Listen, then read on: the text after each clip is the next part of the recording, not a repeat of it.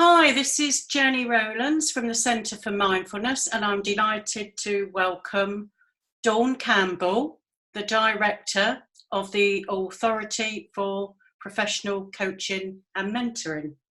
Hello, Jenny. Hello, Dawn. Hi. Actually, I should have said the International Authority for Professional Coaching and Mentoring. That's right. We've got people all over the world, and hopefully you will on your courses soon too. Absolutely, Dawn, absolutely. So, Dawn, as you may know, I have a university lecturing background and I've been working in adult education for many years now. Mm-hmm. So one question that students always ask me is, what's the difference between accreditation versus certification? And it's a good question, and it's one that crops up all the time. So accreditation is one stage higher than certification. So certificates are something that you get, for instance, if we take your background, the field of education, you go to university, you get a degree. It's a form of certification. It's the university themselves that actually put their program through accreditation. Just the same as you are going to hand out certificates of attendance and qualifications at the end of your course, Jenny. It's your course that has actually been accredited. So therefore, your students can buy your course with confidence because it has, what essentially is a kite mark.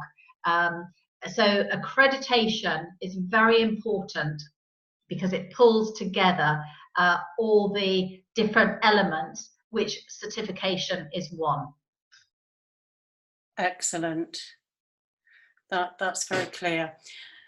Okay, so why does your accreditation status matter so much to students? Because that's another question that students ask me before doing my coaching course. Yeah, of course. I mean, it sounds like your students are asking great questions, and it's really important that people get clarity around this. And I suppose I could turn it back and say, well, why was it important to you, Jenny? Not only to become personally accredited, but to get your course accredited.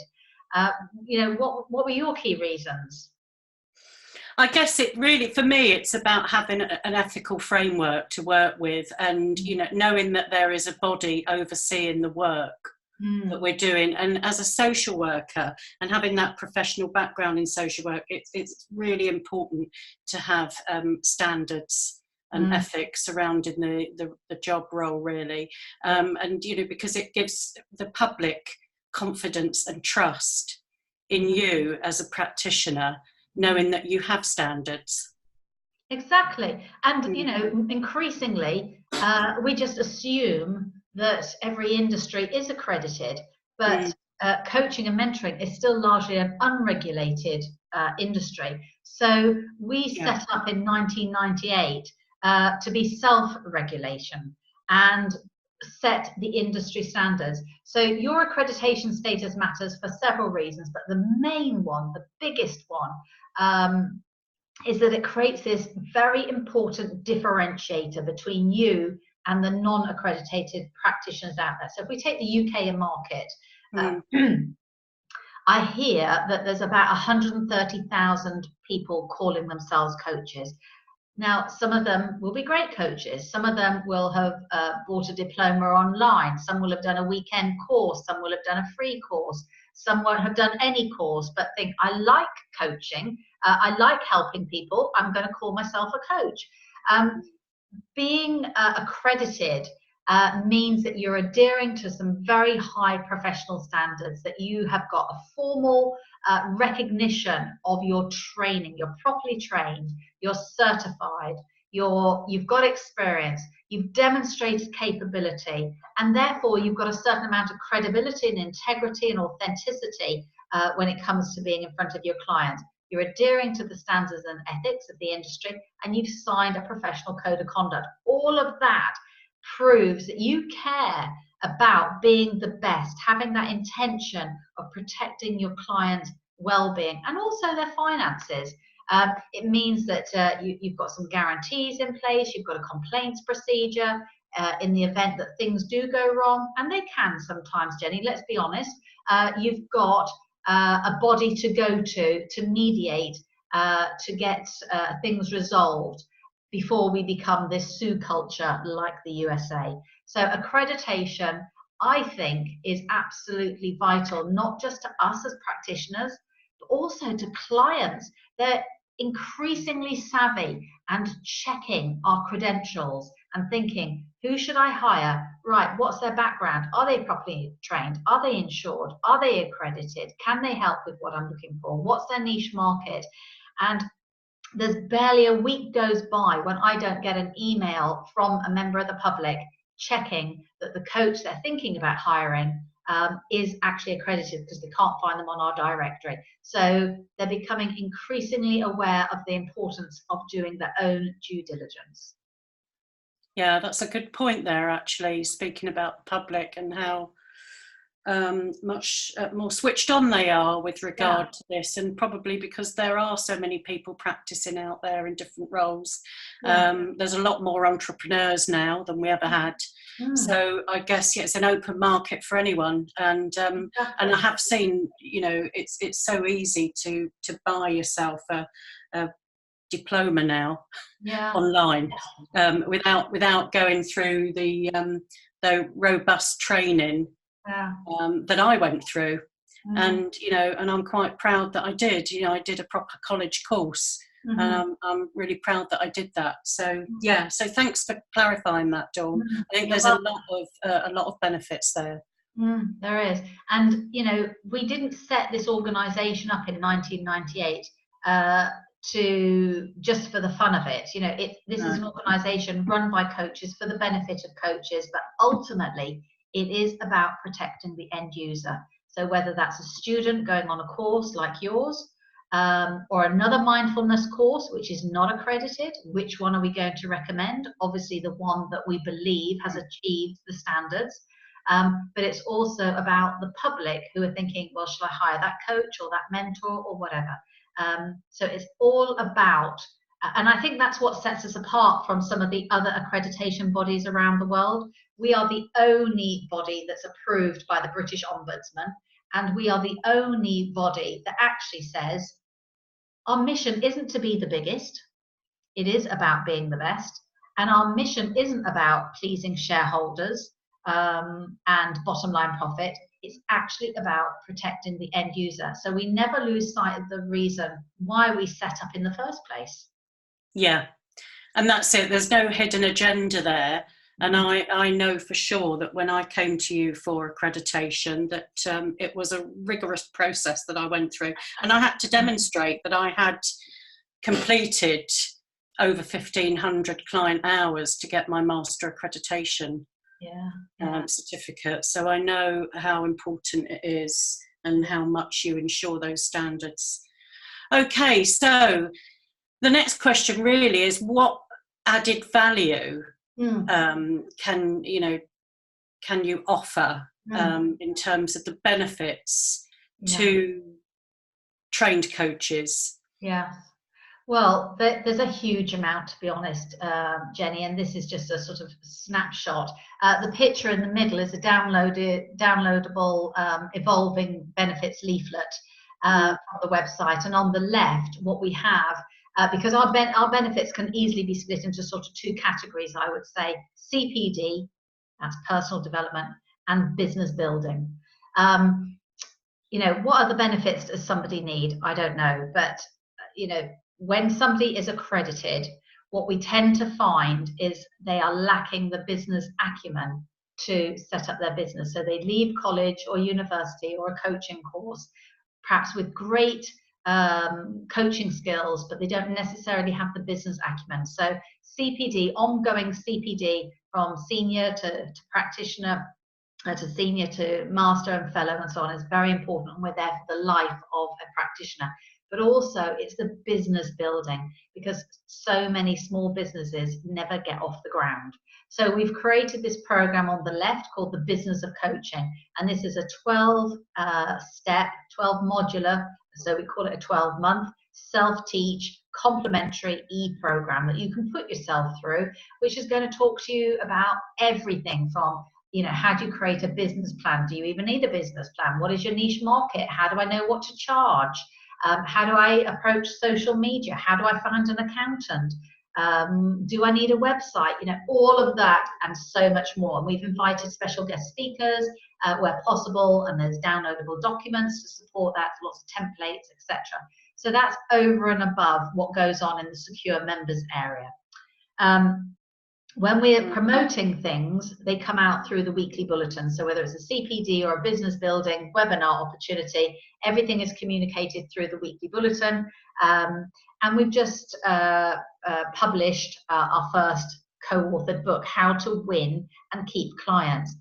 Because as we know, as coaches, we want relational clients as opposed to transactional customers. So this book gives you 7 proven success strategies to grow your business. And this is a must-have for new practitioners. And then on the right, we've got the action checklist. That's a 4 or 5 page PDF. And that's part of your orientation. How do you go public? How do you create your directory profile and say to the world, hey, hire me, I'm an accredited practitioner. And it talks you through a couple of weeks worth of actions, all the stages that you need to do to become acclimatized, to integrate into the community and raise your social media platform.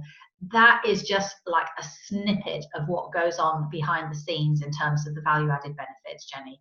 Yeah, and I know that because I'm on the receiving end of these added benefits, so I really do know that you provide an awful lot of information and material. And that's over and above what you originally came to us for, which was accreditation. Yeah, absolutely. Yeah. And and it's really useful, and I can't wait to get my hands on that book as well. How to Win Clients, because it looks fascinating. Yeah. Okay, so what is the process, just so that my students have a clear understanding of what they need to do? Yeah. Well, firstly, what I would say is it's about an experience. We, realize that there is a process to go through, but the feedback that we get from people who have gone through it actually are telling us that this is so much more than a process. They're saying to us that even the ones that failed, actually, Jenny, and not everybody does pass, because it's not a rubber stamp job, as you've already said. It's quite a vigorous process you have to go through. But we work with the people who don't get the outcome that they thought they would get until they're ready to reapply and go through it. But what they're telling us is, wow, that was amazing. I've learned so much from the assessor's feedback that it forms a really important part of my ongoing CPD. It's a massive boost to their confidence that they are actually best in class practitioners. So there's the experiential side, and then there's the process. So obviously you pay and it's online because we're totally automated. You'll receive an email from the accreditation team detailing the profile of the evidence that you've got to put together. One of those things is book a 30-minute live assessment course. It's not a recording, it's not a role play, it's real. And that is the nub of assessing capability. It's not about competencies, because anybody can learn competencies and write a good essay. So we have a real live scenario assessing capabilities. There's nothing to get particularly hung up about. It's just, as coach the assessor as you would your normal clients. Following which you'll complete a self-reflection, just 2 or 3 paragraphs. What went well, what didn't on reflection, what would you do better next time? You'll sign the professional code of conduct, you'll fill out the standards and ethics questionnaire, and on successfully completing all of that evidence, you'll get your accreditation certificate, and it's valid for 3 years, providing you maintain your annual renewal fee. So you pay a larger fee in the first year for all this work that we're doing, and then for the next couple of years, it's a vastly reduced sum, and that produces your fresh annual renewal certificate and logo. And then at the end of every 3 years, whether you're a course or an individual, you'll have an interview and a mini reappraisal, which you do pay for, just to make sure that what we accredited originally is still being delivered now. And that's, as I say, both for individuals and training providers.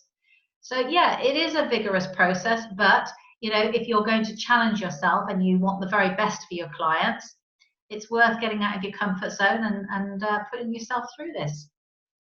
Absolutely. Absolutely. No, I did benefit myself from doing it. I know it really was good to do the assessment call, which I did with you, of course, and I got excellent feedback.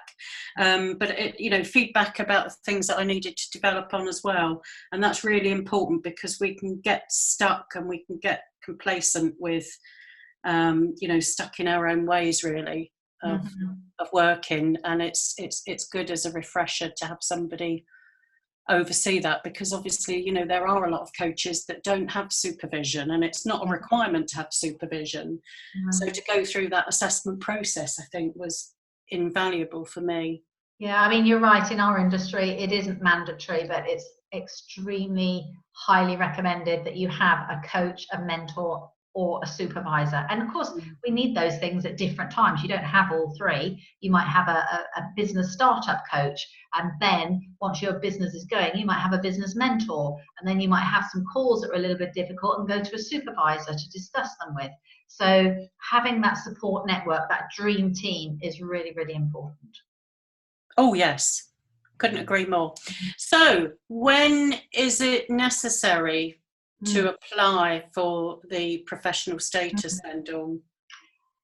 Well, I've come to realise, Jenny, that actually there's a huge amount of benefit in people applying for their accreditation status when they apply and join a training course. Because why not set up your business and improve your CPD and business building skills while you're doing your coaching skills? So people join at different times. Some people leave it right to the very end, so they've got their coach training certification, and then they think about, right, I better set up a business. How do I go about this?